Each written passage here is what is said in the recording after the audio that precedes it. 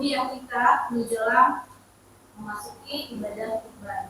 Tema kita kali ini adalah kendaraan terbaik menuju surga. Baik, kepada Ustazah Sarah. Boleh maju Mahat. Di depan dulu. Ayo, di depan aja Bunda. Di depan.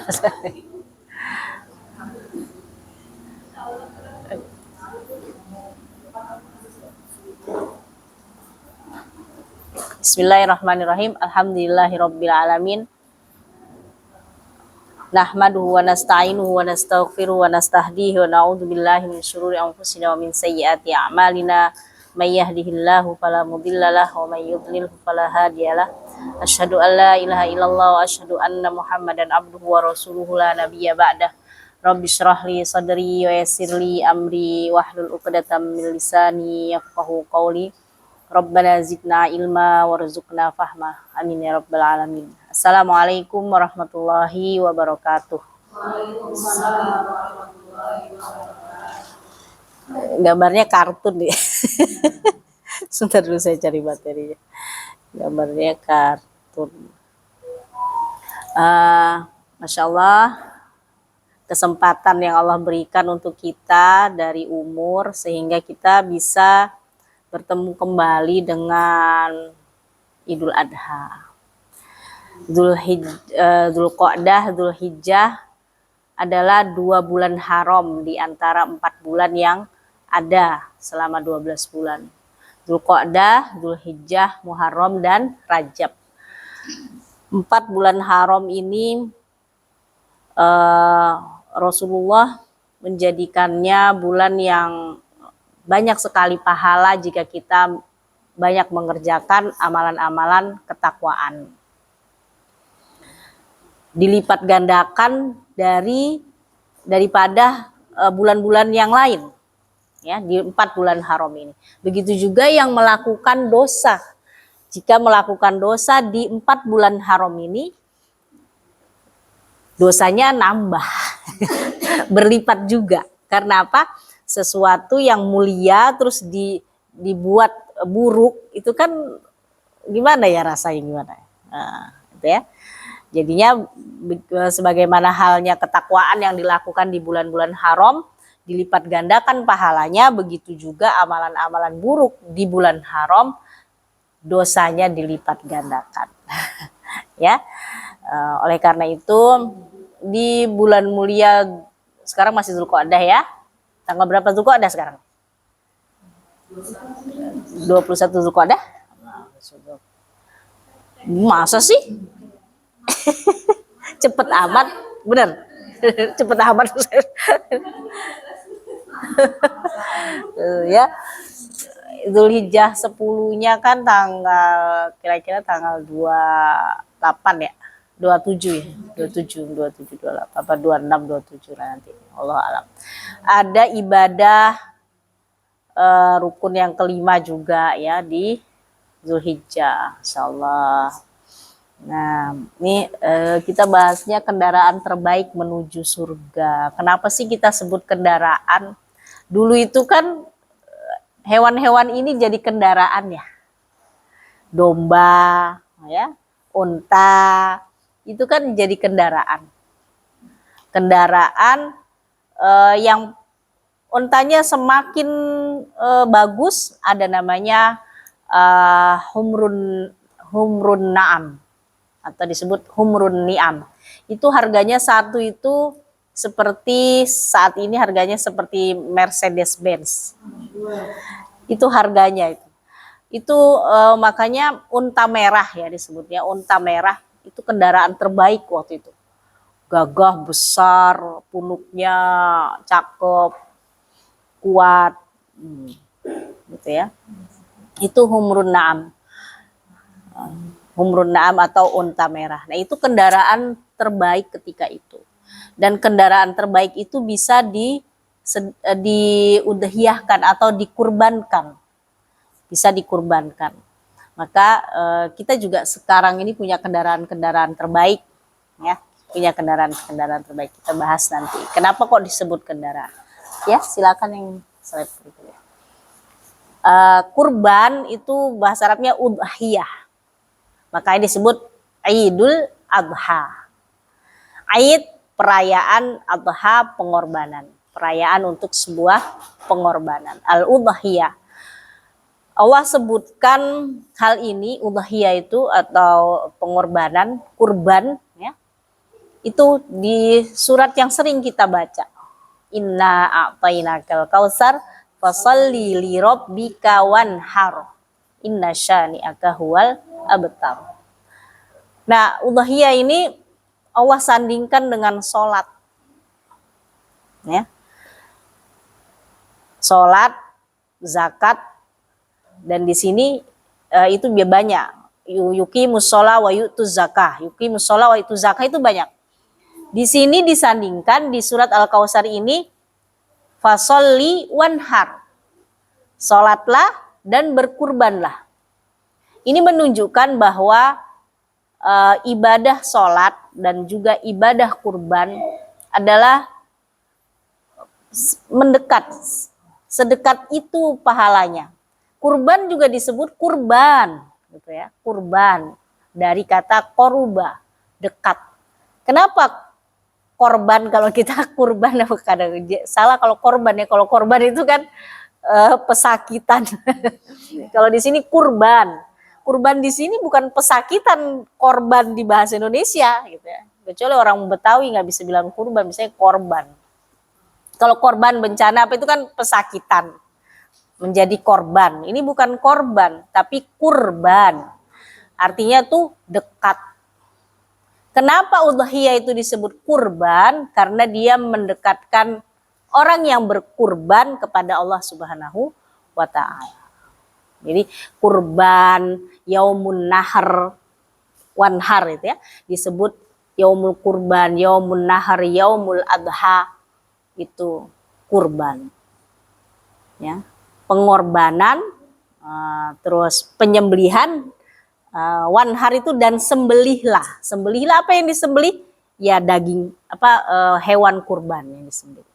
Jadi makanya Idul Adha itu punya beberapa nama. Selain Idul Adha, Idul Kurban, Idul Nahar. Hari atau perayaan penyembelihan. Yaumun Nahar ya. Yaumun Nahar disebutnya. Nah, lanjut kendaraan terbaik. Kendaraan terbaik itu juga disindir oleh Rasulullah dalam sebuah hadis bahwa min sa'adatil mar'i al-jarus sholih warrok wal markabul hani wal maskanul wasi. Di antara kebahagiaan seorang muslim itu ada 3 hal. Ada yang di hadis lain 4 hal. Kalau 4 hal, yang pertamanya al-mar'atus sholihah au az-zaujatus sholihah, istri yang sholih. Karena qurratu ayun kan yang dimiliki. Jadi kalau seorang laki-laki punya 4 hal, yang pertama az-zaujatus sholihah, yang kedua al-jarus sholih, tetangga yang baik. Tetangga ini kadang bikin kesel gitu ya. Kalau tetangganya baik tuh seneng banget kan. Nah, terus kemudian al-markabul hani, kendaraan yang nyaman, yang enak. Terus yang terakhir adalah al-maskan al-wasi, tempat tinggal yang lapang.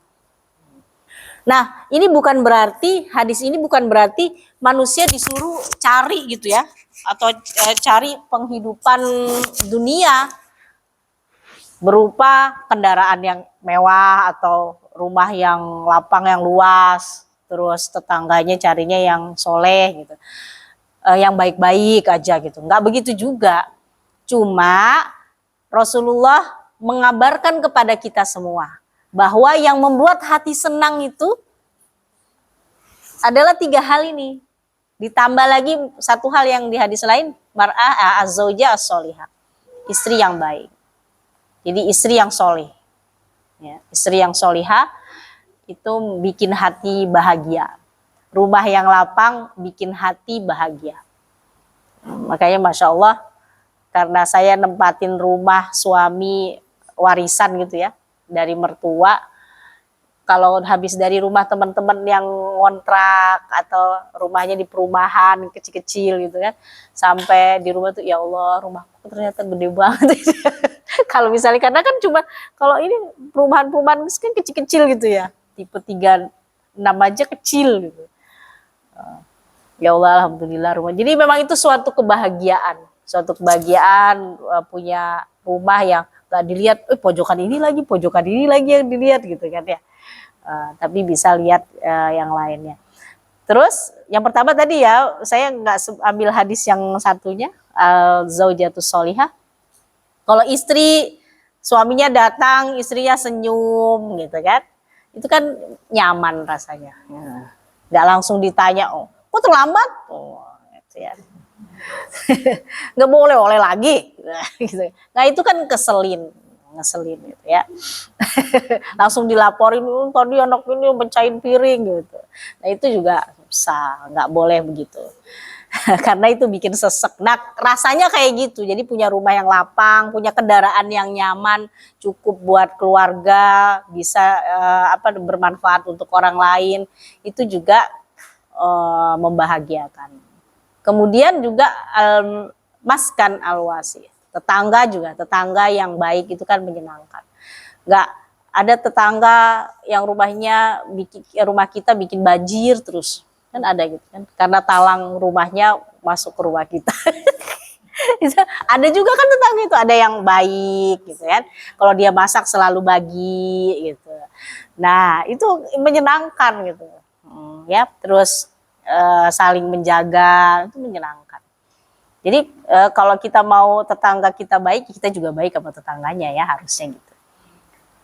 Terus udah 4 itu, 4 hal itu sebenarnya ya.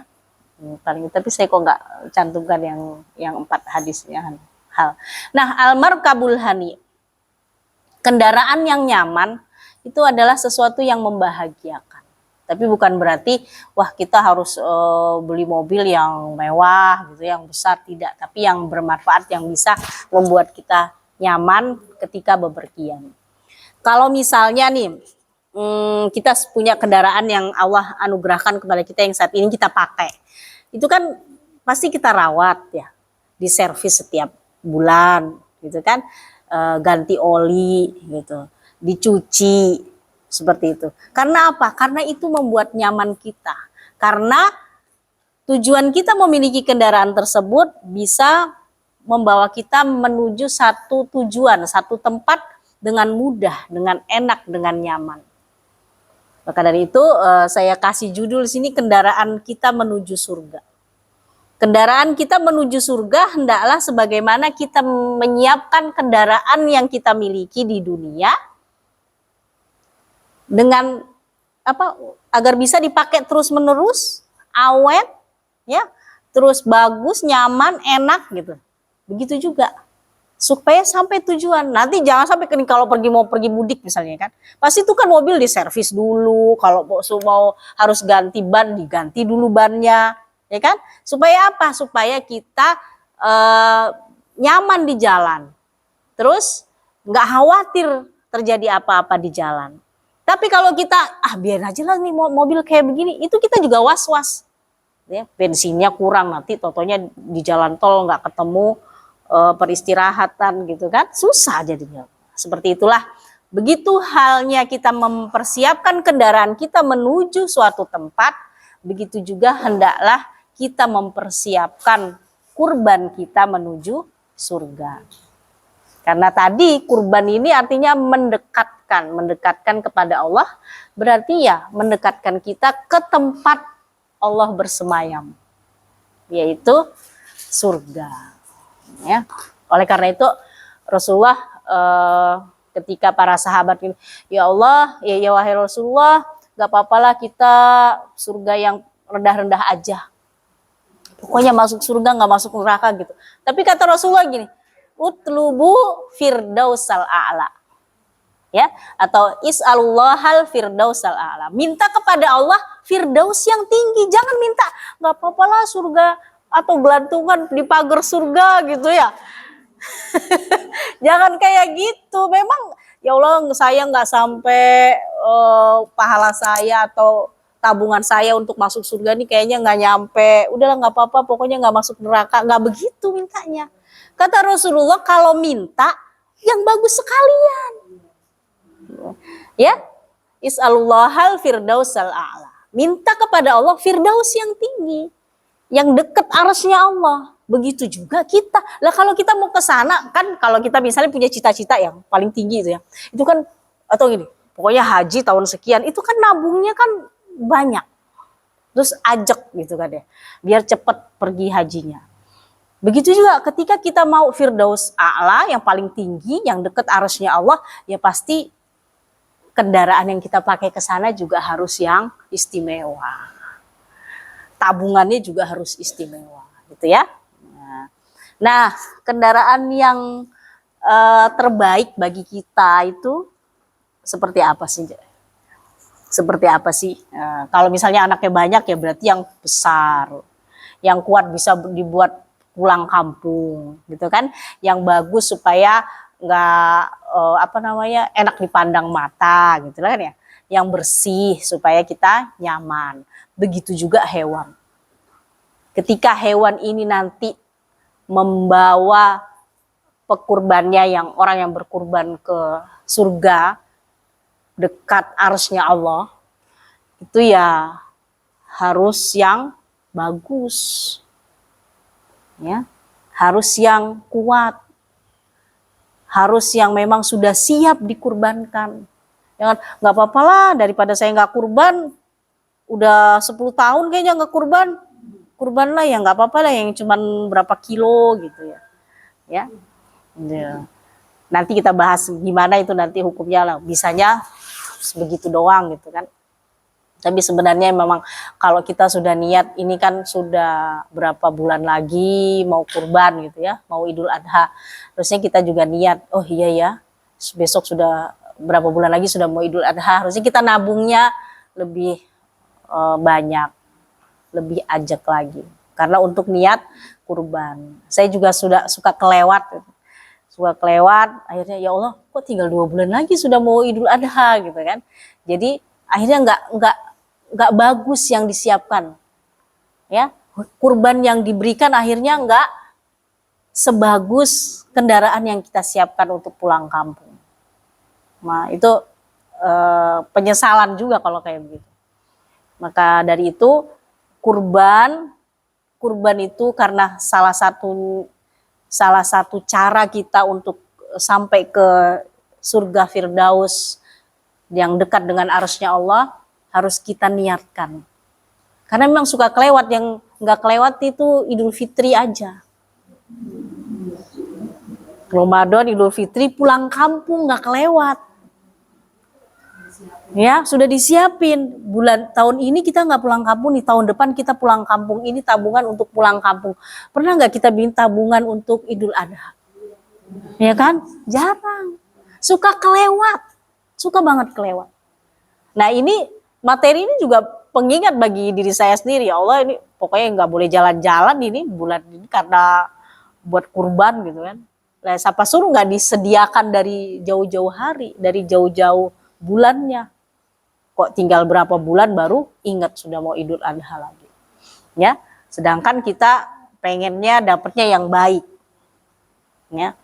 Ya udah dah, pokoknya sedapatnya sekarang minimal kan 2 juta dapat lah. Ya udah 2 juta aja lah gitu kan. Jangan begitu juga, kita pergi jalan-jalan bisa habis 5 juta misalnya, tapi kurbannya yang 2 juta. Jangan sampai juga kita mau pergi jalan-jalan atau nengok anak lah yang di mana gitu kan. Kira-kira habisnya 5 juta tapi kurbannya cuman yang 3 juta. Jadi harus ada yang dikalahkan. Kalau kita maunya yang dapatnya yang baik atau tujuan yang baik. Insya Allah itu ya, sini suka kelewat banget memang ibadah kurban ini. Nanti kita bisa sama-sama niatkan, jika Allah beri umur ya, kita siapkan celengan kurban. celengan kurban seperti arisan kurban gitu juga boleh gitu ya. Arisan kurban. Nanti siapa yang dapat duluan tapi itu buat kurban. Boleh juga kayak gitu. Celengan kurban juga boleh ya. Nah, lanjut lagi. Ya. Kita lihat. Kenapa sih hewan kurban disebut kendaraan terbaik? Lanjut lagi. Karena kata Rasulullah gini. Ma amila benu Adam yauman nahri amalan ahabba ilallahi min ihraqid dam. Tidak ada perbuatan yang dilakukan anak Adam di yaumin nahri, ya di Idul Adha, yang lebih dicintai oleh Allah selain mengalirkan darah. Ya, selain mengalirkan darah. Ini makanya kenapa kok kurban disebut kendaraan terbaik? Karena tidak ada perbuatan yang dinilai paling dicintai dan paling baik oleh Allah di hari nahar atau hari kurban kecuali menyembelih kurban. Nanti kalau semuanya nyembelih nggak ada yang makan, ada ya, banyak orang yang makan. Ya, jadi Yaumun Nahri itu bukan sekedar kita habis ini dapat jatah lagi dari RT. Jangan yang ditunggu itu, tapi ini adalah satu amalan terbaik yang Allah cintai, ya, yaitu berkurban ini. Jadi mari kita lomba-lomba. Ya. Kenapa harus menjadi kendaraan terbaik? Karena memang hal tersebut yang dicintai oleh Allah. Kalau kita menyiapkan yang biasa-biasa aja, ini ceritanya kurban itu kan awalnya ceritanya Qabil sama Habil. Ya, anaknya Nabi Adam. Jadi ketika itu kurban itu bukan disembelih, tapi kurban langsung dimakan api. Seperti halnya ghanimah atau rampasan perang. Langsung Allah kirimkan api dari langit, terus diambil gitu. Diambil oleh api. Nah, Qabil sama Habil diperintahkan untuk berkurban. Memberikan hasil bumi dari hasil tangannya sendiri untuk dikurbankan kepada Allah Subhanahu wa taala.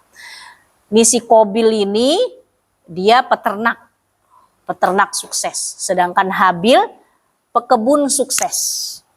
Ya. Qabil ini ngasihnya anak kambing, namanya apa? Cempe ya. Cempe yang kurus, sudah cempe kurus lagi. Kecil banget itu kan. Terus habis itu si Habilnya yang pekebun ini dia masihkan buah-buah yang bagus-bagus, yang ranum-ranum. Akhirnya yang diterima oleh Allah adalah apa yang disediakan oleh Habil. Yang disediakan Qabil enggak diambil sama Allah. Ya. Inilah bagaimana kita juga akhirnya mendapatkan ibroh dari kisahnya Qabil dan Habil ini untuk menyiapkan yang terbaik. Ya, kalau misalnya nggak ada sama sekali tabungan tabungan kurbannya, nggak punya uang, ya udah segini aja ya nggak apa-apa juga. Tapi karena dia ahabul amal ilallah, perbuatan yang paling dicintai oleh Allah di hari Idul Adha tidak lain itu kurban. Nggak ada yang lain. Ya, nggak ada yang lain. Makanya diat di haji itu juga pakainya kurban, bukan duit. Ya, bukan kasih makan orang miskin, bukan. Tapi kurban. Lanjut.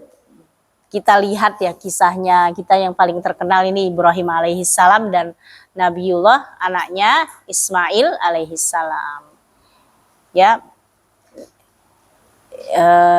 kata anaknya begini, ya abati inni ro'aitu fil manami anni azbahu Nabi Ibrahim kepada Ismail, ya bunayya inni aro fil manami anni azbahuka fandur madza taro. Wahai anakku, aku ini bermimpi bahwasanya aku menyembelihmu. Fandur madza taro, nggak langsung dapat wangsit gitu kan, dapat wahyu, aku menyembelihmu Ismail. Udah kamu duduk, baring saya sembelih, nggak begitu. Tapi Nabi Ibrahim juga mengambil pendapat dari anaknya. Maka ya bunayya inni arafil manami anni adbahuka. Wahai anakku, aku melihat dalam mimpiku, aku bermimpi anni adbahuka, aku ini menyembelihmu. Fandur madza taro. Coba pendapatmu gimana? Apakah ini mimpi dari wahyu? Apakah ini mimpi dari setan? Gitu kan? Terus ya abatif alma tu'mar, katanya Ismail alaihissalam. Karena Ismail alaihissalam juga tahu bahwa bahwa ayahnya ini adalah seorang nabi yang tidak mungkin mengada-ada dan tidak mungkin mau menyakiti anaknya yang ditunggu-tunggu sekian lama. Nggak mungkin. Ya. Terus ya abatif alma tu'mar, wahai bapakku, lakukan apa yang engkau diperintahkan. Satajiduni insyaallahu minas sabirin. Insya Allah aku sabar. Masya Allah, ini suatu keikhlasan. Bayangkan seorang ayah nunggu anak dari nikah sama Sarah sampai Sarah 90 tahun.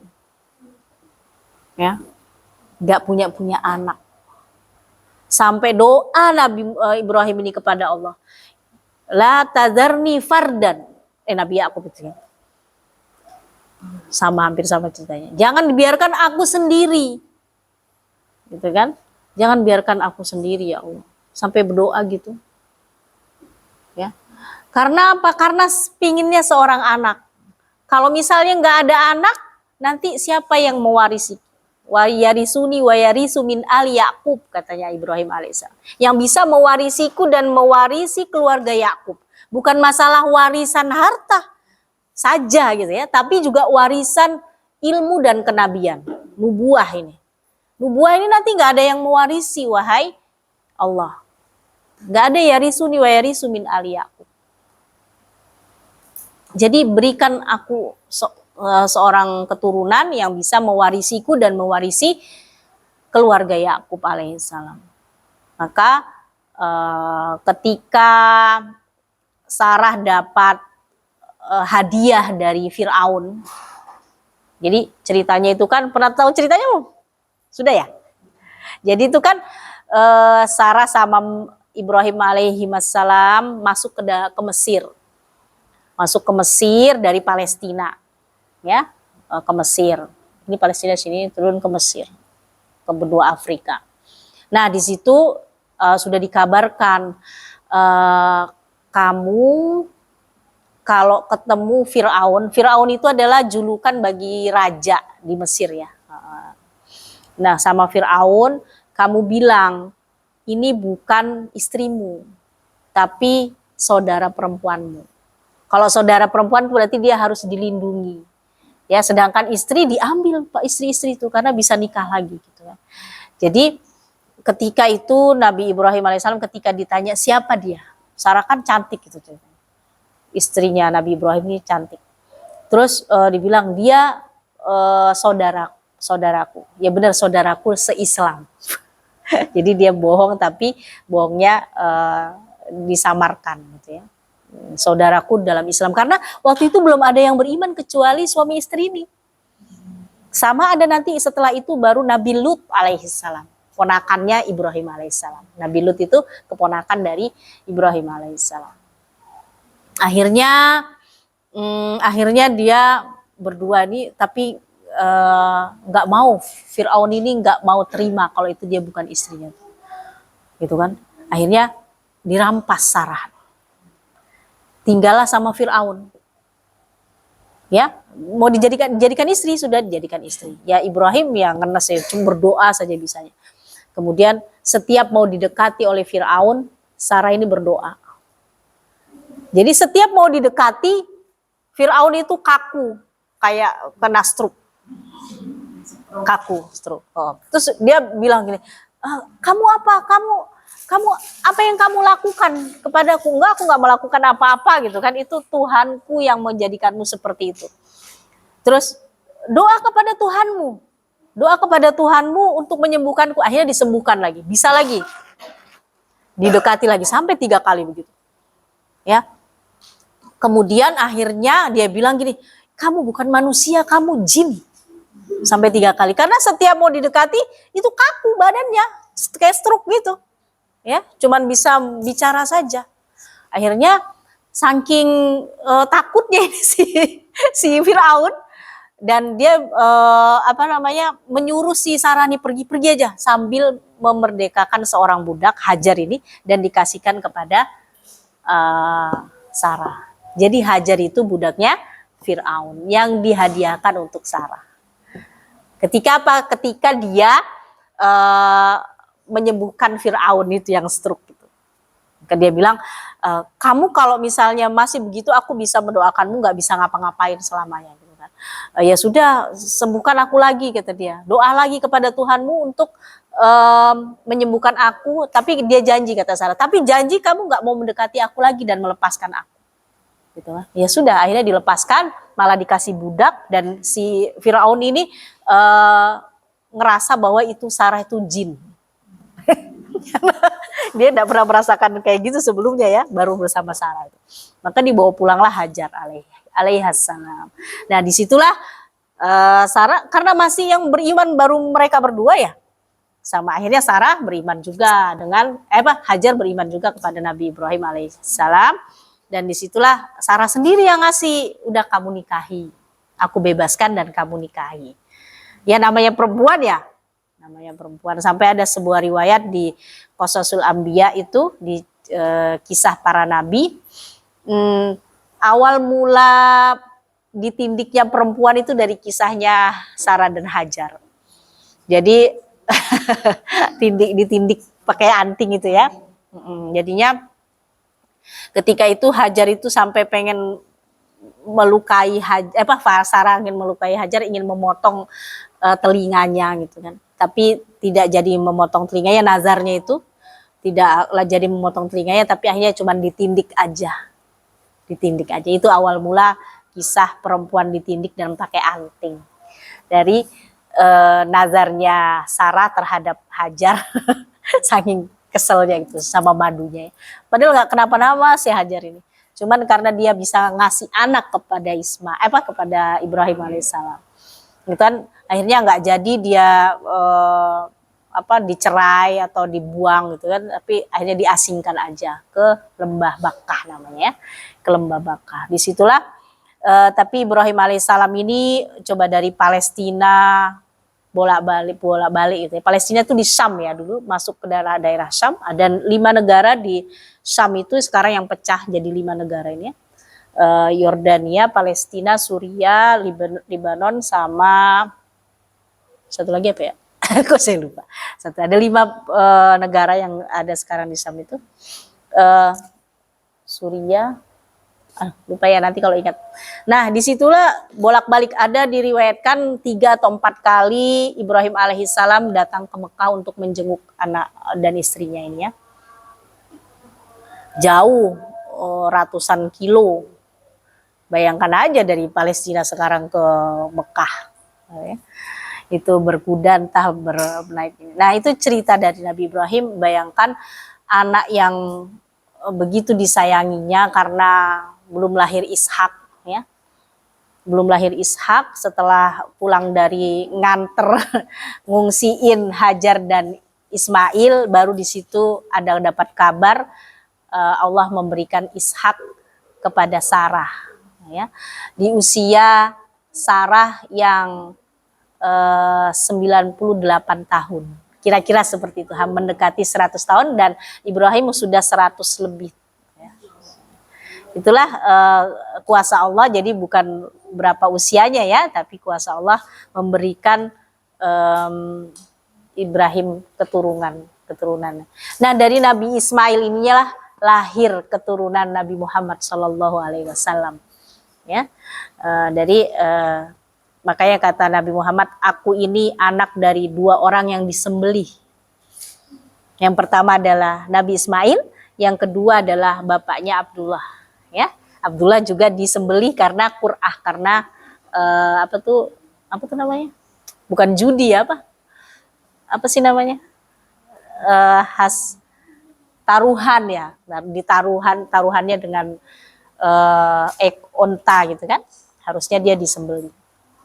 Karena nazarnya juga, karena nazar Abdul Muthalib. Nah, kisah Ibrahim dan Ismail alaihi wassalam ini yang disebut benar-benar kurban. Sebenar-benar kurban.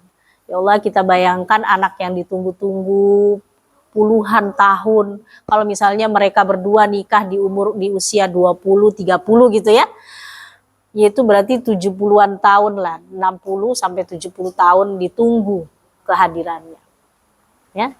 50-an tahun ditunggu kehadirannya, ketika hadir dibuang, diungsiin. Gimana sedihnya itu Ibrahim alaihissalam, sampai Hajar bilang, apakah ini karena perintah Tuhanmu? Karena Ibrahim alaihissalam nggak mau ngelihat ke belakang. Saking sedihnya gitu kan, ninggalin istrinya, nggak ada apa-apa. Kan perjalanan dari Palestina yang ratusan kilo ke Mekah, habislah perbekalannya. Sampai Mekah sudah nggak ada apa-apa. Mekah nggak ada apa-apa juga, cuman lembah gersang. Terus di tempat ini kita akan ditinggalkan, wahai Nabiullah. Nabi Ibrahim cuma ngangguk-ngangguk aja.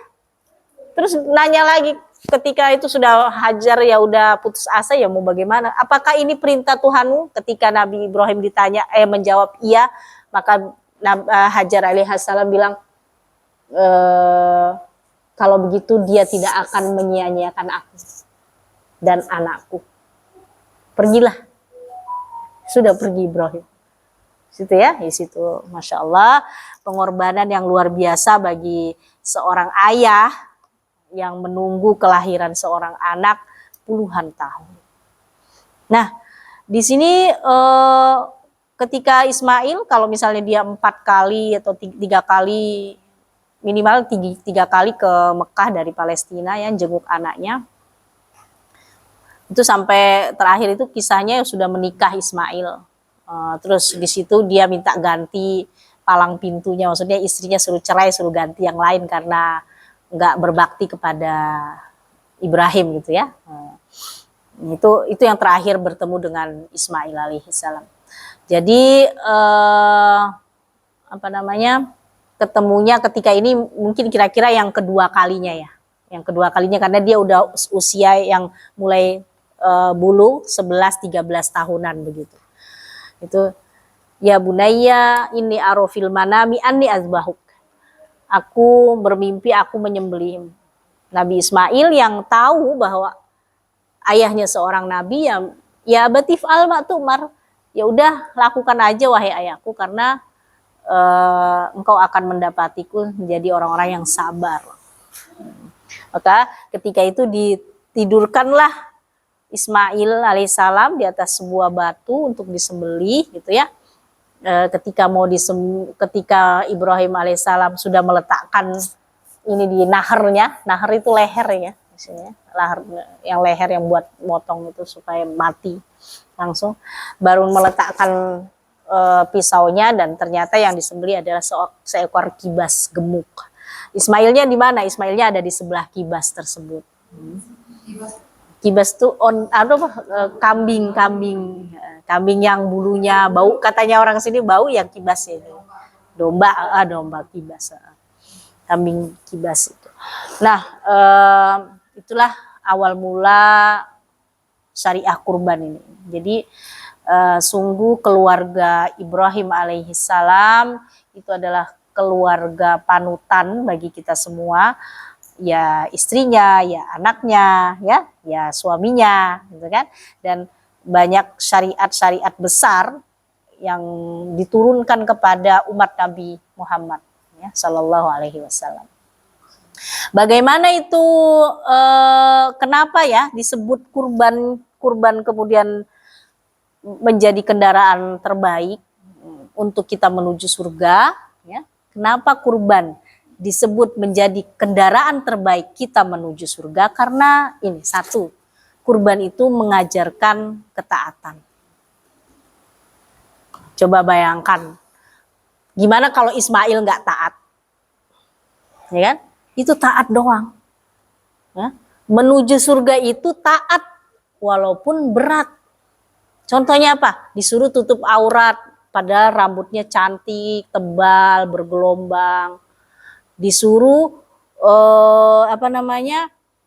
wajahnya dijaga, perempuan gak usah umbar-umbar wajahnya. Gitu kan? Disuruh tutup aurat padahal dia tinggi semampai, langsing. Itu taat aja kan. Ya. Terus misalnya lagi kita disuruh puasa di saat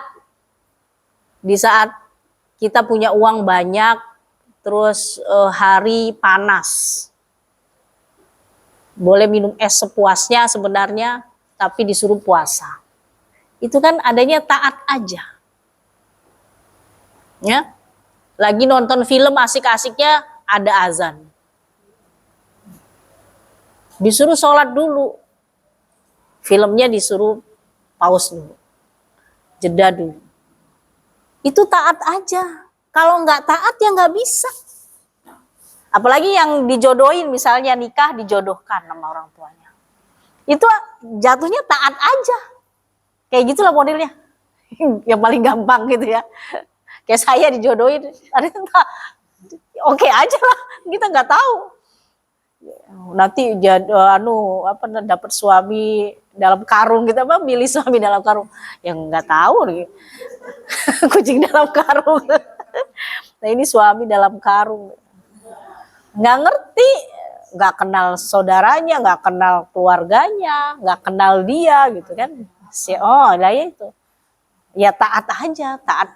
Ya udah percaya aja lah kalau pilihan ayah ya oke aja lah gitu. Nah kayak gitu modelnya lah yang paling gampang. Sama kita juga tutup aurat, harusnya bisa ditampilkan cantik gitu kan.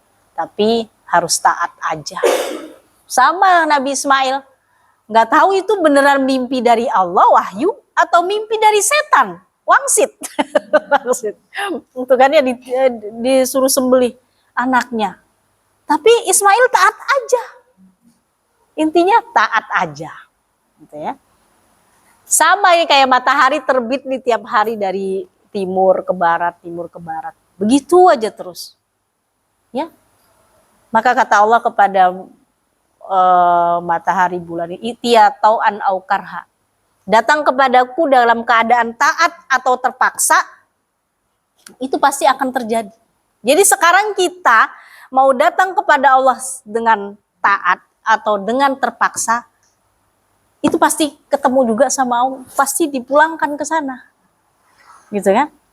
Sekarang kita mau datangnya dengan keadaan taat atau dengan keadaan terpaksa.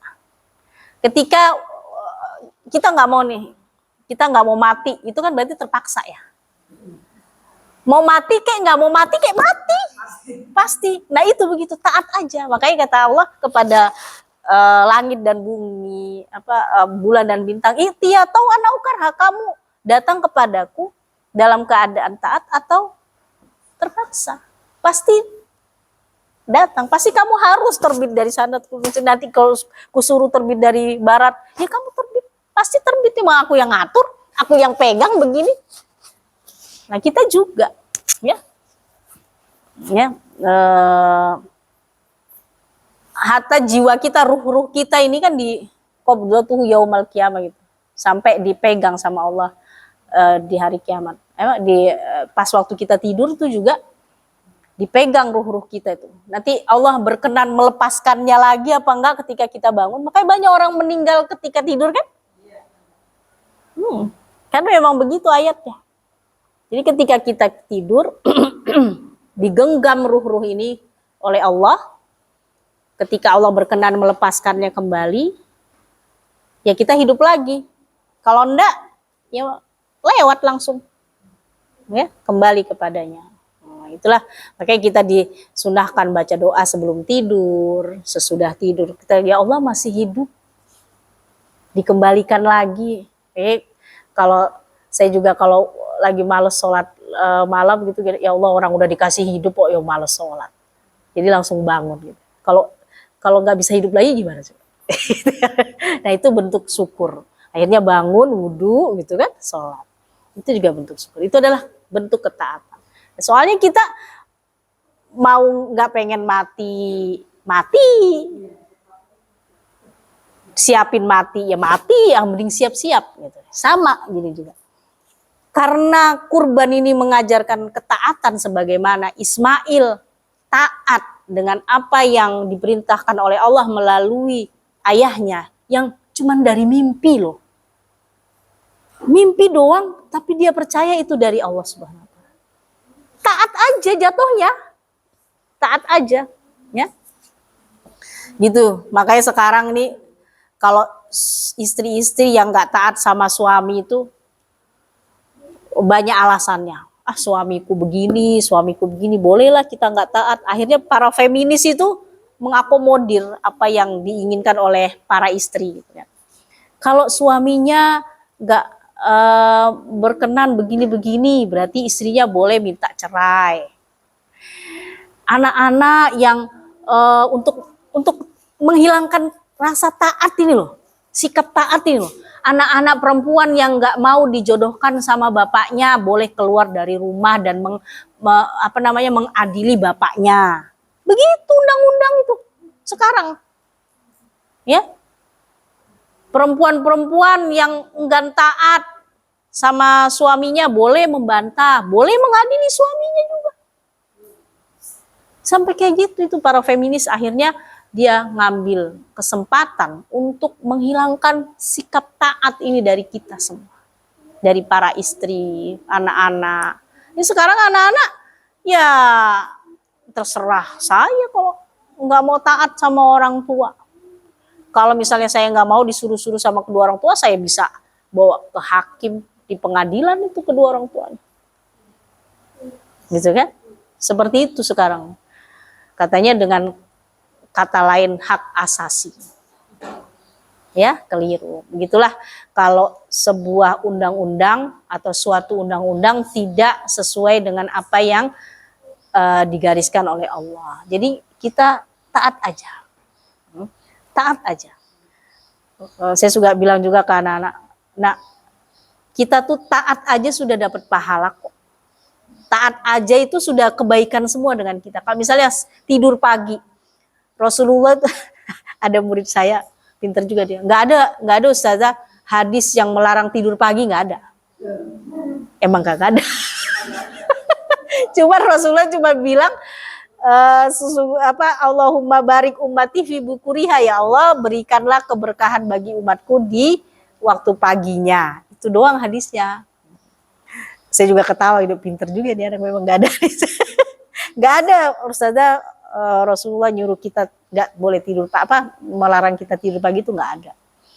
Ya benar juga sih nggak ada. Cuman masa ya kita nggak mau taat, Rasulullah doakan keberkahan loh, masa kita nggak mau ambil? Saya gitu ya. Oh iya juga sih. Jadi ketawa justru. Nah itu jadi kita taat aja ya. Tapi taat aja itu berat. Ya gitu antara percaya dan tidak percaya kan. Nah, ibu-ibu percaya mati kan. Ya udah daripada mati terpaksa, mending mati taat kan. Gitulah gampang aja. Gampang aja gitu. Jadi memang ketaatan ini harus kita paksakan. Anak-anak juga, ya Allah udah azan lagi, jangan udah azan lagi. Alhamdulillah ketemu azan lagi. Belum selesai masaknya, ya Allah udah azan lagi gitu ya. Sering kali kita begitu kan, ya Allah azan lagi. Ya memang yang kita tunggu cuman azan ke azan. Ya ini udah mending, bukan 50 kali. Kalau 50 kali baru belum ngelipet kena udah azan lagi. Ya kan? Ini cuma 5, masih bisa rumpi, masih bisa ngaji, masih bisa masak, masih ke pasar. Nah kalau sudah 50 kali, gimana? Belum lipat mekena udah. Ya memang waktu kita untuk sholat, taat aja, gitu ya. Masya Allah. Yang kedua, kenapa kok kurban ini disebut kendaraan terbaik menuju surga yang harus kita siapkan? Karena kurban mengajarkan keikhlasan. Ya, ikhlasnya bagaimana? Ikhlasnya ya taat aja itu. Ya, ikhlasnya taat aja. Jadi kita disuruh kurban karena kurban itu amalan paling dicintai oleh Allah di hari nahar. Ya udah kurban, kita taat aja. Aduh susah banget ini lagi duit, belum lagi anak mau begini, anak mau gini gitu kan. Ya kalau ada ya udah kurban aja dulu lah. Nanti insya Allah ada lagi itu rezekinya anak, gitu kan ya. Masya Allah ya itu taat aja. Saya kadang suka nguji juga, nguji diri saya sendiri dan nguji apa janjinya Allah gitu kan. Semua punya rizkinya masing-masing gitu kan. Kalau yang ada sekarang berarti memang dipakai yang untuk keperluan sekarang gitu. Misalnya sekarang kurban kita punyanya uang segitu, ya udah kurban aja, nanti ada lagi yang lain. Anak itu misalnya anaknya mau wisuda, kamu apa, ada nanti dia punya ini. Itu saya suka ngetes gitu. Suka ngetes, tapi bener iya. Masya Allah. Ya kan? Iya kan Bu ya? Oh, ada aja. Saya malah pernah diceritakan oleh teman gitu kan, dia tuh punya uang 20.000 aja, cuma tinggal di dompetnya 20.000. Terus ada bapak-bapak lewat depan rumahnya, saya kata dia belum mau, udah sepuh juga. Akhirnya ini sebenarnya masih adalah makanan di kulkas yang bisa saya panasin, kata dia ya. Ya udah 20.000 itu akhirnya dikasih ke bapak-bapak itu. Benar, suaminya datang yang harusnya sudah nggak dapat uang tapi dapat uang lagi, orderan majalah, nulis dari majalah, dia dapat uang lagi, Masya Allah ya. Jadi memang ya taat aja ya, ikhlas. Nah taat aja itu adalah kita ikhlas. Percaya kepada Allah Subhanahu Wa Taala bahwa ini semua ada jatahnya. Semua ada jatahnya dan niatnya memang untuk kurban. Bukan untuk pamer-pamer, itu loh ibu itu kurbannya besar, sapi sendiri gitu, nggak begitu. Ya, jangan sampai ada kayak begitu, dan juga kita jaga hati kita untuk tidak seperti itu. Makanya para salafus soleh ini bilang ini, kalau misalnya sholatmu di suatu masjid itu menjadikanmu riya atau sum'ah, pengen diomongin orang, udah nggak usah sholat di masjid. Ya, atau kamu meninggalkan sholat sunnahmu supaya karena kamu ngerasa kayaknya kalau aku sholat sunnah ini ada orang yang ngomongin aku alim atau bagaimana gitu kan, ya udah tinggalin aja sholat sunnahmu kalau kamu belum bisa menjaga hatimu, keikhlasan itu, begitu kan, keikhlasan itu. Jadi Masya Allah menjaga keikhlasan itu susah. Kenapa? Ikhlas itu ya kayak emas murni 24 karat gitu ya, nggak ada campurannya. Seperti itu ikhlas. Ya untuk Allah aja. Ya, yang ketiga, alasan kenapa kok kita harus menyiapkan kurban ini menjadi kendaraan terbaik kita, gitu ya. Karena kurban itu mengajarkan pengorbanan. Kurban itu mengajarkan pengorbanan. Coba bayangkan kita udah nabung untuk jalan-jalan. Ternyata kita lupa nyiapin tabungan kurban. Ya terpaksalah harus mengorbankan uang tabungan jalan-jalan untuk kurban. Gitu ya. Itu pengorbanan. Maka Allah berfirman, lan tanalul birra hatta tunfiqu mimma tuhibbun.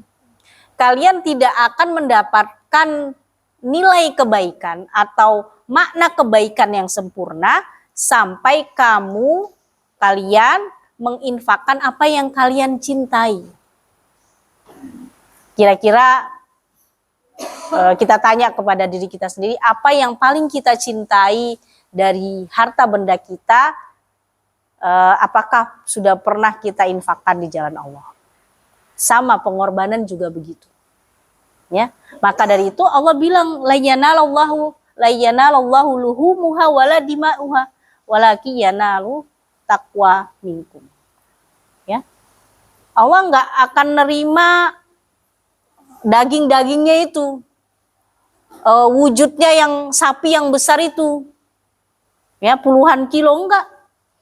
Tahu kambing yang gemuk-gemuknya itu, bukan itu yang Allah nilai.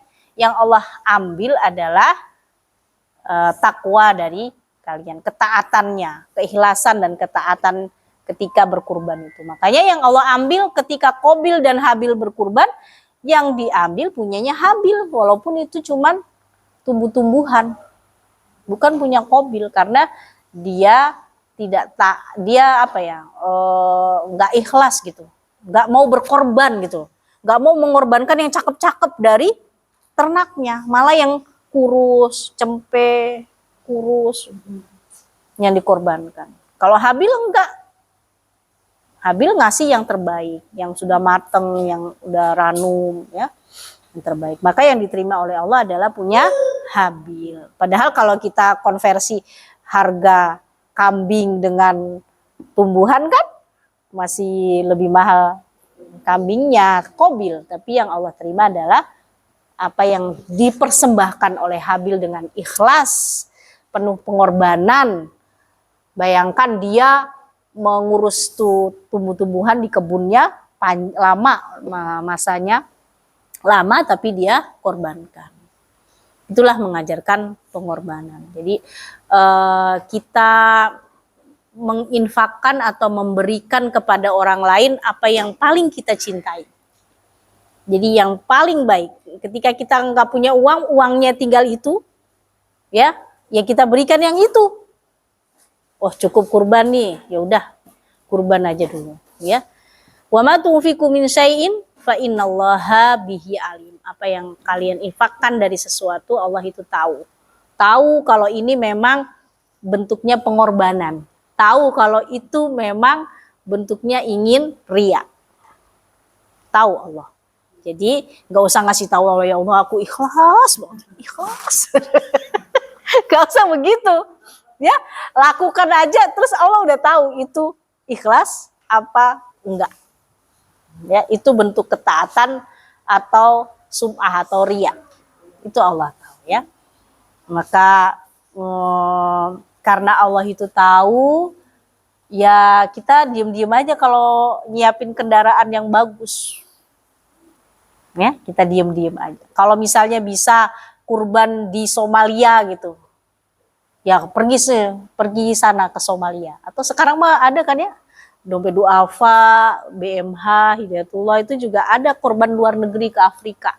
Kan nggak ada yang tahu, daripada kita kurban di sini gede terus diomong-omongin, pengennya diomong-omongin gitu loh ya. Karena kita mau menguji hati kita. Ini beneran saya kurban apa enggak nih? Kurban aja yang jauh sekalian supaya kita bisa ngerasain, oh iya nih bentuk, aduh begini ternyata ya sakit banget juga ya.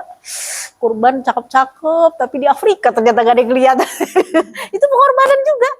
Itu pengorbanan, tapi supaya kita bisa mengukur sampai sebesar apa sih ikhlas kita, pengorbanan kita itu kita bisa lakukan itu, ya. Insya Allah. Kadang tuh juga mulut keceplosan, ya aku udah kurban di Somalia. Udah gak kelihatan tapi diomongin gitu ya. Masya Allah itu manusia. Susah banget memang ikhlas. Susah ya. Susah banget. Masya Allah itu ya. Susah harus di tadrib atau diusahakan, diajarkan. Lalu ada lagi, satu lagi kita ya. Alasan. Alasan kenapa kita harus menyiapkan menyiapkan kurban kita atau kendaraan kita ke surga dengan sangat baik, dan kenapa juga kurban itu merupakan salah satu kendaraan kita menuju surga, karena kurban itu mengajarkan kepada kepedulian. Awal hijrahnya Rasulullah ke Madinah, itu yang diajarkan kepada muhajirin dan ansor bukan qiyamul lail, ya, tapi yang diajarkan, yang diperintahkan oleh Rasulullah kepada para sahabat adalah hal-hal yang sifatnya sosial. Apa aja itu? Afsus salam, sebarkan salam, itu kan sosial kan, nyapa tetangga gitu ya. Terus atimut to'am, berilah makan, ngasih makan orang lain. Itu juga sosial kan? Nah, sosial juga. Makanya mereka rebutan tuh, Pak Muhajirin kan nggak bawa apa-apa ke Madinah. Bawa baju yang dipakai doang. Sama kendaraannya yang ketika orang yang punya kendaraan, yang enggak, ya enggak. Maka mereka setiap hari menyiapkan makanan untuk kaum Muhajirin. Wasollu billail wan nasuniyah. Nah, ini. Ya, sholat di waktu malam sedangkan manusia sedang tidur. Apa pahalanya tadkhulul jannata bisalam. Jadi yang pertama bukan shollu billail, disuruh sholat lain enggak. Yang cuma disuruh afsus salam itu yang paling mudah, nggak pakai harta, nggak pakai duit, nggak boleh, nggak pakai makanan harus masak gitu kan enggak. Baru nanti kalau ada kelebihan harta, baru atimut to'am. Jadi sosial. Baru terakhir baru tentang shollu billail, baru tentang ibadah untuk diri sendiri. Pertama salam paling ringan. Nah ini pengorbanan itu sama seperti atimut to'am, memberi makan kepada orang yang memerlukan. Ada orang-orang yang ya alhamdulillah kalau kita mah masih bisa seminggu sekali masak daging ya, beli daging sapi atau daging kambing bisa. Ada banyak orang juga yang tidak bisa makan sapi setiap pekan, nggak bisa. Adanya setiap tahun aja. Pas Idul Fitri ya kan. Antri itu di toko daging Nusantara. Mengular. Itu karena setahun sekali, padahal setiap minggu masih suka beli daging ya, tapi itulah seneng aja ngantri. Bareng-bareng makan daging semua. Jadi makan daging jamaah itu Idul Fitri dan Idul Adha kalau Indonesia ya. Kalau di tempat lain, di negara lain nggak kayak gitu, di Indonesia doang itu. Makanya anak-anak yang merantau di Timur Tengah itu bilang ini di sini kayak di Yaman apa itu nggak ada pulang sholat ya sepi-sepi aja.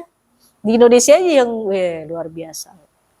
Ya mau Lebaran ngantri daging, di sana nggak ada. Habis sholat ya sudah selesai gitu. Kalau hari nahar ya mereka habis sholat ya nyembeli kurban udah gitu aja. Makan bareng nyembeli kurban gitu ya. Tradisinya berbeda tuh ini. Di Indonesia luar biasa. Merindukan. Merindukan. Rame oh ya. Nah begitu. Jadi mengajarkan atimut to'am ini itu adalah kepedulian sosial ya. Kalau anak-anak mungkin suka rame-ramenya gitu kan, ini kita tambahkan ke anak-anak kita bahwa ini tujuannya adalah bagaimana kita peduli. Ada orang yang nggak bisa makan daging memang seminggu sekali nggak bisa, harusnya ya paling minimal 1 tahun sekali. Ya, gitu. Nah selanjutnya ya kita ada namanya berkurban. Kurban itu tadi mendekatkan diri kepada Allah. Berkurban sama dengan menyembelih ego, sama dengan menyembelih kesombongan, menyembelih kemalasan, amarah, cinta dunia gitu ya. Ini menyembelih ini semua hawa nafsu yang disebutkan di dalam surat An-Nazi'at. Wa amma man khofa maqama rabbih wa nahan nafsa 'anil hawa fa innal jannata hiyal ma'wa.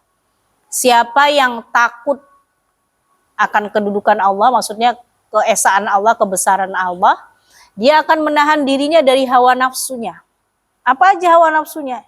Egonya, sombongnya, malasnya, marahnya, cinta dunia, itu semua kan ada di dalam diri kita. Apakah nggak boleh punya ego? Boleh. Cuman ditempatkannya ini harus sesuai. Ya. Sombong, boleh sombong, tapi harus sesuai juga ditempatkannya. Malas, boleh juga, tapi harus ditempatkan di tempat yang sesuai. Begitu juga marah dan cinta dunia. Nah, jadi kita berkurban, itu sebenarnya kita menyembelih hawa nafsu kita.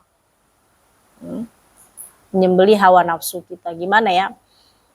Menyembelih hawa nafsu, jadi ya itu kata tadi misalnya kita terpaksa, tapi kalau orang yang berlebihan hartanya memang banyak, terus ya itu kayak Kobil, sebenarnya dia punya ternak banyak tapi ngasihnya cempe gitu kan.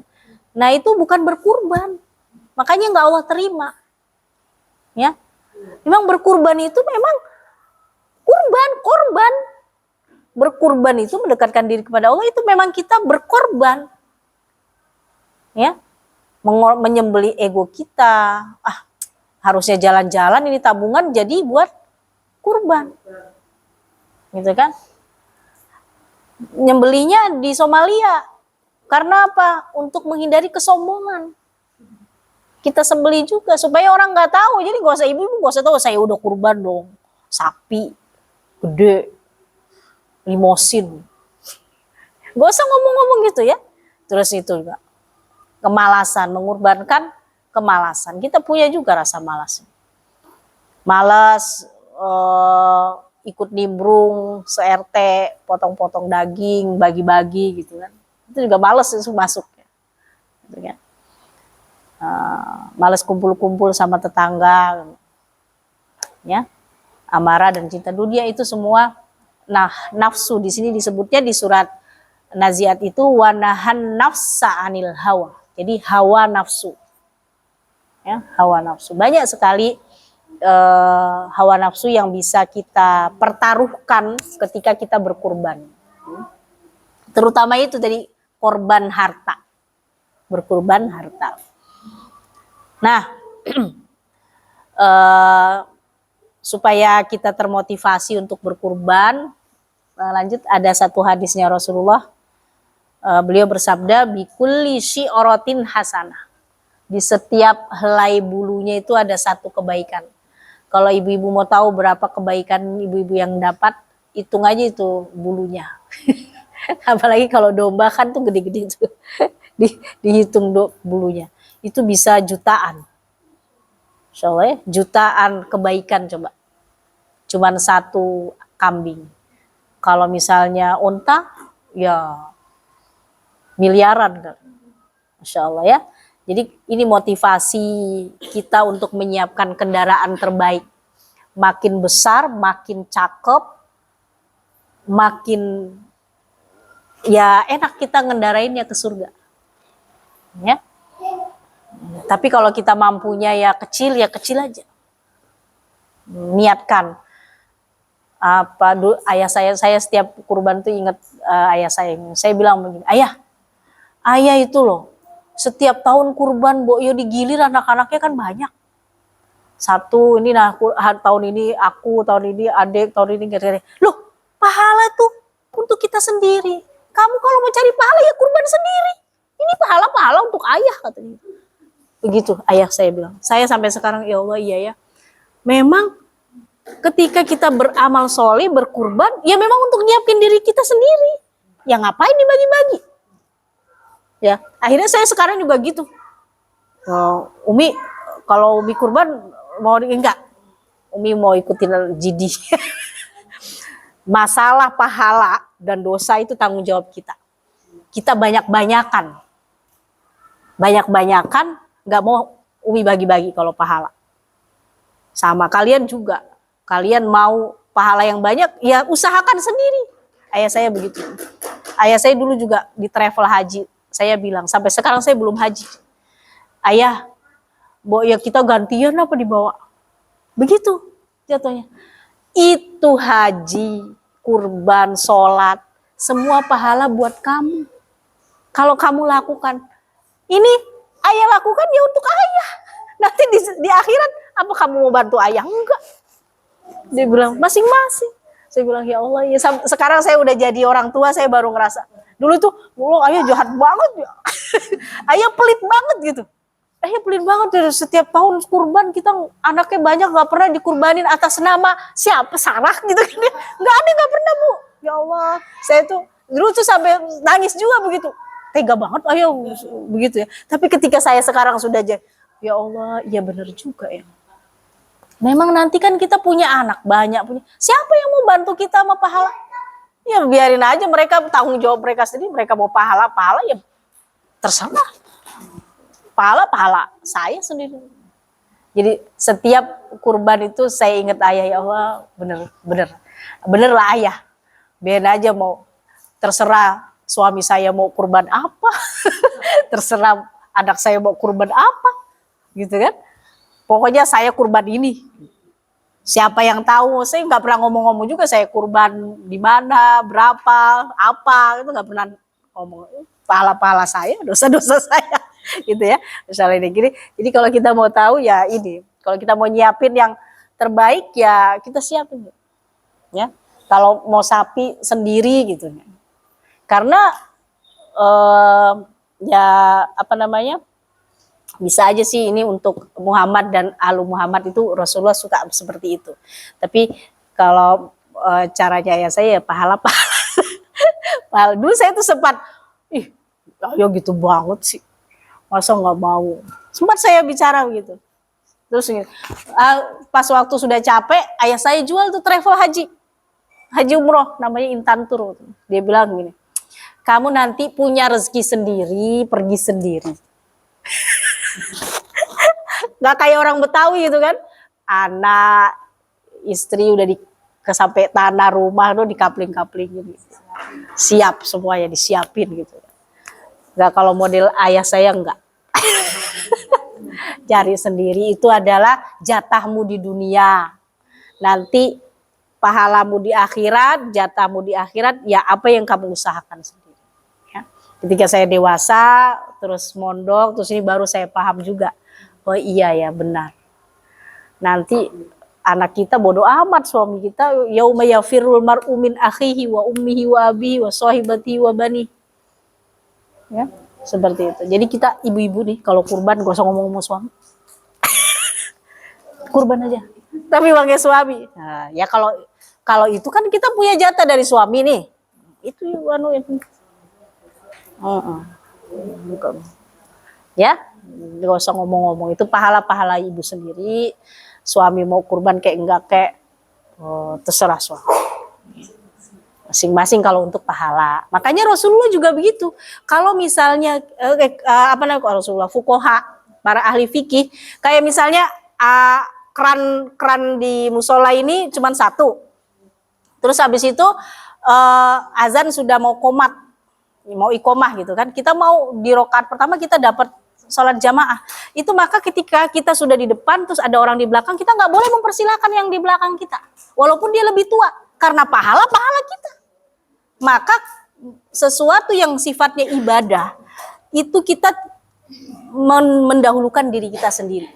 Jangan mendahulukan orang lain. Sampai fuqaha pun begitu.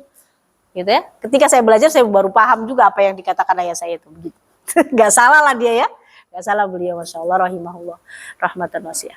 Nah, jadi kata fuqaha kalau misalnya hal ibadah, ya, yang hal ibadah ini hanya kita dan Allah, itu kita dahulukan diri kita, tidak mendahulukan orang lain. Maka ketika misalnya ada keran satu di satu masjid, kita sudah mau iqomah, kita nggak boleh mendahulukan yang lebih tua di belakang kita, enggak. Ini saya lebih tua duluan, lama ini enggak boleh. Kita mundur duluan. Enggak boleh gitu ya. Jadi kalau masalah ibadah enggak usah tunggu-tungguan. Enggak usah bagi-bagi. Kalau masalah pahala enggak usah bagi-bagi, tentukan sendiri. Oke, terakhir ada tahzir atau warning dari Rasulullah SAW, man wajada sa'atan, siapa yang mendapatkan keluasan harta ya maksudnya, falam yudhahi, tapi tidak berkurban, fala yaqrabanna musallana, maka janganlah dia mendekat ke tempat sholat kita. Ini adalah tahzir atau warning, ada peringatan dari Rasulullah bahwa Rasulullah tuh nggak suka orang yang punya harta bisa berkurban tapi dia nggak kurban. Ini nggak usah deket-deket kita, gitu kan? Ya. Nggak usah sholat sama kita, sholat sendiri aja. Jadi seperti itu istilah gampangannya ya.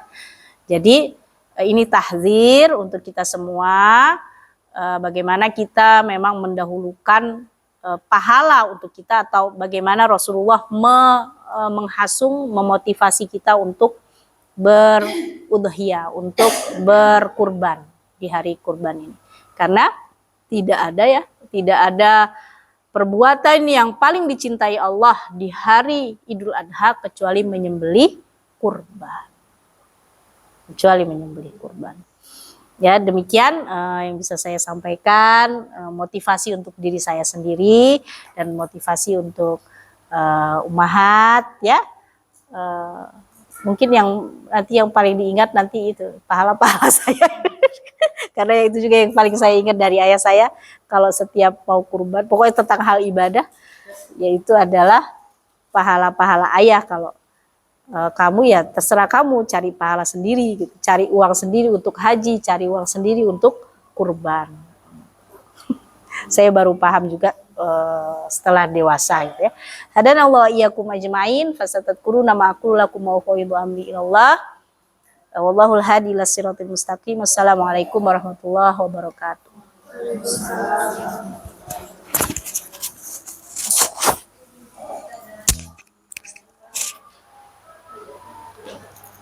Terkait yang korban itu tadi kalau misalnya yang keluarga yang berkorban itu saya pernah juga keluarga Jadi Rasulullah pernah berniat gitu ya. Jadi menyembelihnya untuk Muhammad dan keluarganya. berarti niatnya kepala keluarganya Iya, harus iya harus lihat. jadi istrinya anaknya dapat Iya, atau ini kagak wa ali Muhammad, Muhammad wa ali Muhammad. Gitu. anaknya yang sudah balik nanti itu harus diwajibkan untuk korban sendiri atau Iya, jadi ya kurban itu kan masing-masing jiwa ya, kayak tadi saya jelaskan itu ya. Jadi bukan diwajibkan kita yang mewajibkan, tapi ya ini kan bukan sesuatu yang wajib ya kalau kurban nih. Kalau kurban, kalau wajib kan kayak sholat gitu ya. Cuman sunnah muakkadah, cuman ditakkitkan, ditekankan untuk melakukannya kurban. Jadi kalau misalnya sudah balik, ya kalau mampu ya kita motivasi dia untuk selalu bukan supaya nggak termasuk tadi kata Rasulullah, gak usah deket-deket musola kita gitu ya atau tempat sholat kita. Atau bisa juga bukan termasuk umatku gitu ya, nggak sempurna untuk umatku. Jadi boleh bisa. kalau orang tua kita yang meninggal terus kita korbannya bisa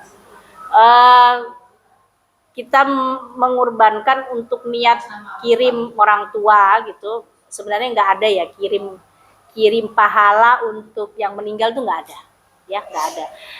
Tapi kan begini, kita misalnya atas nama kita, tapi nanti kesolihan kita dengan berkurban itu akan berdampak sendiri kepada kedua orang tua. Gitu. Tapi ini nggak boleh kita namakan orang tua dulu belum berkurban atau kita namakan atas nama orang tua. Enggak, karena sudah mereka sudah meninggal. Atas nama kita, insya Allah itu pasti mengalir untuk kedua orang tua, gitu ya. Karena ya begitu, kita nih harus menjadi orang tua yang solih, supaya apapun kebaikan yang dilakukan oleh anak kita itu ngalir ke kita, gitu ya. Itu juga yang diminta oleh Nabi Ibrahim alaihissalam. Yarisuni wa yarisu min ali Yakub, itu kebaikannya yang diminta. Supaya kenapa dia minta keturunan? Supaya semua kebaikan itu bisa diwariskan kepada keturunannya dan dia mendapatkan pahala dari anak keturunan itu, kebaikan yang insya Allah dapat. Jadi ibu sholat, ibu ngaji, itu nggak usah dikirim Al-Fatihah untuk ini Al-Fatihah, nggak usah. Itu ibu ngaji pun udah dapat pahala dia. Iya, otomatis. Jadi kesolihan kita itu akan berdampak kepada kedua orang tua kita. Kita doakan kebaikan untuk setiap doa. Jadi gini, ada kisah, walau alam ini Israiliyat atau apa ya. Jadi yang ditunggu oleh mayit itu adalah doa anak, ya doa anak, dan juga ibadah kesolihan anak. Ya, jadi itu aja yang ditunggu. Itu aja yang ditunggu oleh orang tua kita yang sudah meninggal. Sampai hari kiamat ditungguin. Jadi itu kayak gizinya, kayak makanannya, kayak minumannya itu ya di kuburan. Jadi maka dari itu idza mata ibnu adam in qata'a amaluhu illa min salas shadaqatin jariyah au ilmin tafa'u bihi aw waladin shalih yad'u lahu. Kalau orang mati itu sudah habis pahalanya, nggak bisa lagi dia dapat pahala kecuali dari 3 hal amal jariah, ya. amal jari. Yang kedua, ilmu yang bermanfaat. Ya, semoga yang apa saya yang sampaikan bermanfaat untuk ummahat. Akhirnya saya juga dapat pahala. Ummahat ceritakan lagi kepada anak-anak, dapat pahala juga. Saya dapat pahala juga, ummahat dapat pahala juga. Ya. Sama yang ketiga adalah anak soleh yang mendoakan kebaikan untuknya. Itu 3 hal ini doang yang terus bisa dipanen sama orang yang meninggal. Orang tua kita juga manen terus pahala dari 3 hal ini aja. Ya. Maka ketika kita menjadi orang tua yang soleh, itu adalah kita menjadi guru bagi anak-anak. Itu kita dapat pahala terus. Setiap anak kita melakukan hal-hal kebaikan, kita dapat pahala. Karena kita yang ngajarin. Nah, gitu ya. Makanya ngajarin anak ngaji, awal kali itu kita harusnya ngajarin. Supaya apa? Pahalanya nggak dapat gurunya doang. Kita yang dapat pahalanya duluan. Selagi dia bisa baca abata, dia baca terus abata, kita dapat terus pahala. Biar udah mati, cuma 3 ini. 3 sumber pahala cuma 3. Ilmu yang bermanfaat, anak soleh yang mendoakan, sama amal jariah. Ya. Amal jariah macam-macam bentuknya. Kita naruh sendal di masjid untuk sholat, wudhu orang, selagi itu belum rusak, kita dapat pahala terus. Kira-kira apa sekarang? Makanya orang banyak wakaf kebaikan, wakaf masjid. Gitu. Masjid kan pasti pakai sholat. Dibuat kebaikan. Kita ngalir terus pahalanya. Kita nih yang kita pikir-pikir nih, kira-kira kita udah invest 3 hal ini belum? Ya, investasi biar dapat terus pahala ketika kita udah nggak ada, cuma 3 ini. Kira-kira kita udah punya anak soleh belum yang doakan kita, udah nyiapin belum? Jadi nggak usah nyiapin tanahnya, itu nanti dapat sendiri. Itu bonus ya kalau gitu ya. Nyiapin anak soleh. Saya juga suka bilang anak-anak, nah Umi nggak minta apa-apa, nggak apa, pokoknya kamu sholat doakan Umi itu aja. Karena kebaikan dia mengalir. Terus ya saya juga nggak, yang ngajarin anak pertama kali ngaji harus saya. Gak apa-apa tahfidz sama gurunya, pokoknya bisa ngaji dulu sama saya, supaya ketika dia ngaji saya dapat pahala. Itu aja. Jadi kayaknya sih egois ya. Tapi emang begitu katanya Rasul. Masa kita mau kasih pahala ke orang-orang, kita sendiri gak dapet, ya kan? Sama ngajar kayak gitu saya. Nah, walaupun kamu cuma buang sampah di tempatnya itu dari ustazah yang kamu ingat, ustazah dapat pahala terus. Setiap kamu buang sampah di tempat. Ini gitu kesadarannya. Coba bayangkan, ya kan? Gampang banget sebenarnya cari pahala, ya. Tapi dari 3 hal, ya. Jadinya kita nggak berkurban atas nama mereka pun mereka dapat pahalanya. Insya Allah ya. Ada lagi? Ya.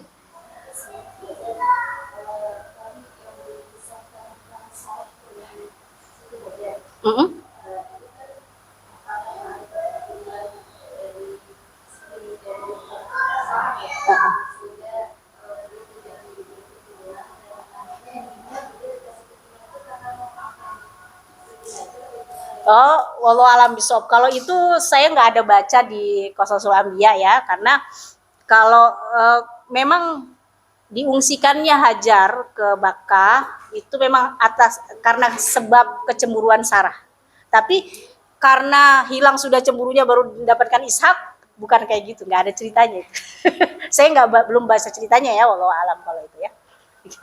Tapi kalau misalnya sampai sunnah tindik itu gara-gara cemburunya Sarah kepada Hajar, mau dibelah ini telinganya Hajar itu, akhirnya enggak, cuma ditindik aja. Itu saat cemburunya. Diungsikannya Hajar dan Ismail ke dari Palestina itu juga akibat cemburunya Hajar. Cemburunya Sarah terhadap Hajar. Saking cemburunya. Padahal yang nyuruh Nabi Ibrahim nikah ya dia. Ya, begitulah. Walaupun istrinya Nabi ya, beliau juga manusia. Jadinya kalau mak nggak mau dimadu, ya itu manusia. manusia semanusia. Gitu ya. Gitu ya, Nah, ya nanti saya cari. Tapi selama saya baca di Qasasul Anbiya nggak ada sih. Ketika sudah hilang cemburunya baru dikasih Ishak, itu enggak ada. Cuman adanya ya usianya udah mendekati 100 baru dikasih Ishak. Dan nanti Ishak ini akhirnya Arab ini menjadi dua kabilah ya. Yang satu keturunan Ismail, yang satu keturunan Ishak, dan Bani Israel itu adalah keturunan Ishak. Orang-orang Yahudi ini keturunan Ishak alaihissalam. Nah, gitu. Orang-orang yang suka membangkang dan lain-lain itu keturunan Ishak. Adapun keturunan Nabi Muhammad SAW itu keturunan dari Ismail. Mungkin ibunya juga keras kan kali Sarah. Suka sampai suaminya pun ikut mengungsikan si Hajar dari penglihatannya, gitu kan? Ya bisa jadi karena memang gen karakter itu diturunkan dari ibu. Kecerdasan pun dari ibu. Allah alam soal. Tapi seperti itu kalau biologinya ya. Tapi kalau Allah ada lagi? Kalau nggak ada cukup ya. Cukup kayaknya. Saya simpulkan bahwa keutamaan dari bulan adalah mengajarkan kita ketaatan, mengajarkan keikhlasan, mengajarkan pengorbanan, dan mengajarkan juga pada setiap program kita terdapat setiap bulannya terdapat banyak kebaikan. Insya Allah semoga kita bisa berubah dan semoga jika kita berubah ini, marilah kita persiapkan untuk perubahan kita di tahun depan agar kita bisa memberikan perubahan yang terbaik untuk Allah SWT. Baik, Ibu-ibu, sebelum kita acara ini ada sedikit pengumuman. Insya Allah tanggal 15 Mei 2026 kita akan mengadakan ritual dari bulan. Ritualnya di Resto Edisan Cafe di Jalan Raya Bogor. Infak 25.000. Akan ada makan siang, juga ada acara games dan tausiahnya oleh Ustazah Lima Basam. Kalau ingin mendaftar bisa daftar sekarang ke panitia ya. Browsing dulu. Nanti berangkat bareng dari sini. Oh, berangkatnya kita langsung ketemu di sana ya, gitu ya. Langsung ketemu di sana kita nanti. Pakai Gmap lah, nggak ada rasa. Kalau dari sini jauh soalnya. Iya, nanti kita share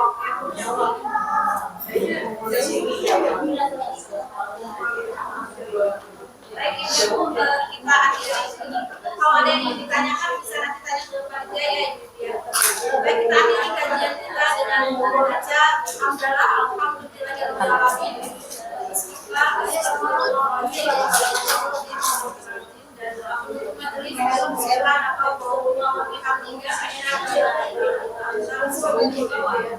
Assalamualaikum warahmatullahi wabarakatuh. Waalaikumsalam.